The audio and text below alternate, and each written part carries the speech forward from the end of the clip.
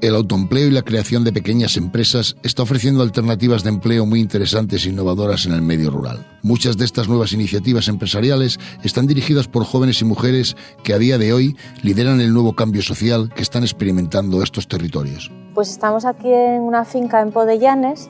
Venimos a ver a 2 caballos, son 2 sementales de pura raza español. Y les vamos a hacer una revisión de cara a la primavera, que es cuando empieza la época de las cubriciones. Son caballos que están muy bien atendidos, como podéis ver. Este se llama Caribú. Le tuvimos un poco a tratamiento porque había bajado de peso el verano pasado. Bueno, después de la primavera bajó de peso, trabajaría demasiado, andaría detrás de las yeguas.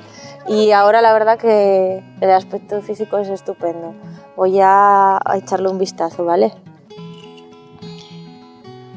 Como veis, los 2 caballos que hay en esta finca son 2 sementales y conviven perfectamente. Los 2 están enteros y no tienen ningún problema por estar juntos. Salen juntos a hacer las rutas, ¿verdad? Que siempre la gente tiene 2 sementales juntos enteros, no pueden estar, viven perfectamente juntos. Algunos de estos proyectos nacen de los sueños que sus impulsores forjaron casi desde la niñez. Su pasión por volver a la tierra de sus orígenes, invertir en su pueblo natal y formar una familia, al fin se ha hecho realidad para la veterinaria Laura Inguanzo. Soy veterinaria, estudié la carrera en Cáceres y cuando acabé de estudiar me fui a trabajar a un hospital de caballos de Sevilla. Quería venir para esta zona de donde soy, para Pría.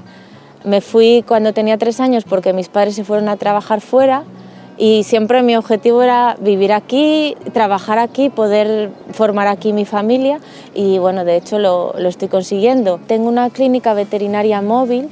Yo no tengo una clínica fija, ¿no?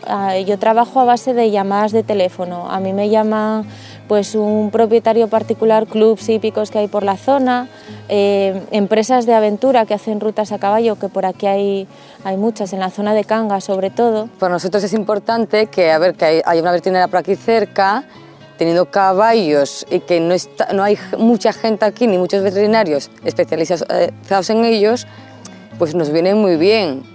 Porque además es que la llamamos y nos viene, vamos, volando.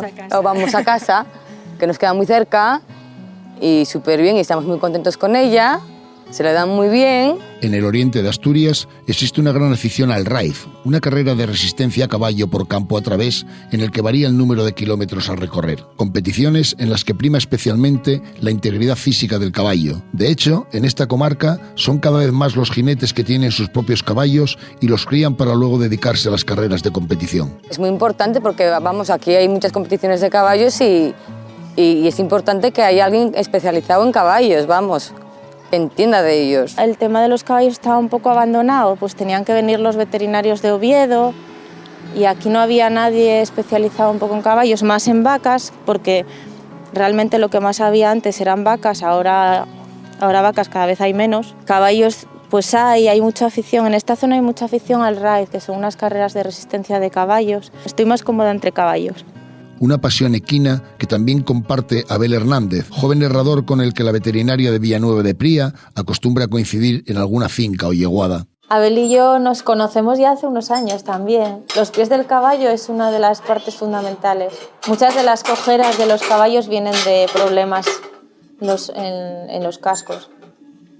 Y a veces lo resuelven mejor los herradores que los veterinarios. Y es que entre la multitud de nuevas iniciativas llama poderosamente la atención la de este joven de Oviedo, dedicado a un viejo oficio que ahora parece estar resucitando con mucha fuerza. Pues empecé con 18 años, estuve trabajando un año con un herrador y después empecé a trabajar por mi cuenta. Cada día son más los jóvenes que centran su mirada en los espacios rurales en busca de una nueva vida. Las ayudas del Eje Líder parecen haber animado a muchos a sacar los aperos de labranza, recuperar viejas casas o cultivar las tierras. Pero la repoblación y revitalización de pueblos y aldeas requiere de mayor compromiso público. Yo creo que las administraciones deberían apoyar un poco más a a los proyectos que tenemos en mente los jóvenes emprendedores, ¿no? Está ahí el líder que, bueno, a mí me apoyó y sigue apoyando a otra gente.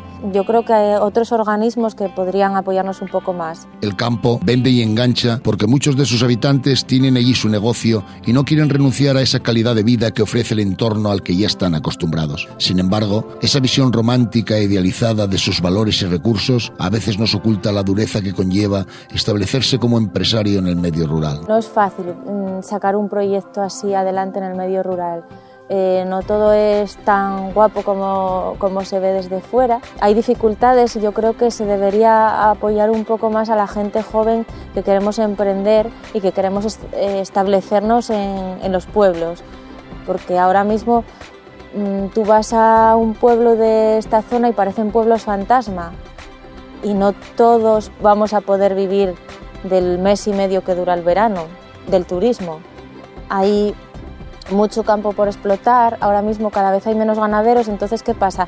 Que tú ves el paisaje, ay sí, qué guapo, todo muy verde, pero es un monte y no puedes entrar a ese monte. Entonces hay recursos que tenemos que explotar, pero para poder explotarlos nosotros que queremos vivir aquí, alguien nos tiene que ayudar. El futuro de estas zonas depende un poco de nosotros, de los jóvenes. Creo que se nos debería apoyar un poquito más porque en realidad si la gente que viene de fuera quiere ver esto guapo y que esté funcionando, alguien tiene que trabajarlo.